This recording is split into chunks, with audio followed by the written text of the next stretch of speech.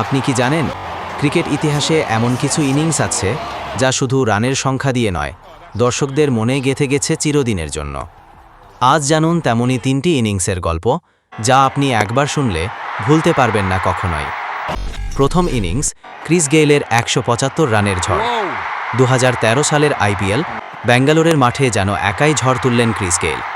মাত্র ৩০ বলে করলেন সেঞ্চুরি আর থামলেন ১৭৫ রানে। ৪ ছক্কার এমন তাণ্ডব ক্রিকেট বিশ্ব আগে কখনো দেখেনি। আজও সেই ইনিংস শুনলে কাঁপে বোলারদের মন।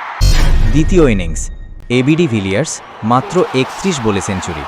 ২০১৫ দক্ষিণ আফ্রিকার জার্সিতে মাঠে নামলেন এবিডি।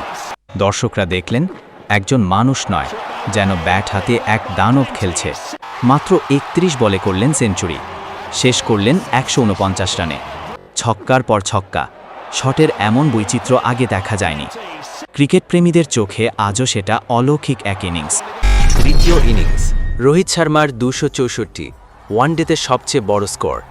শ্রীলঙ্কার বিপক্ষে ২০১৪ সালে রোহিত শর্মা খেললেন এমন এক ইনিংস যা শুনেই বিশ্বাস হয় না।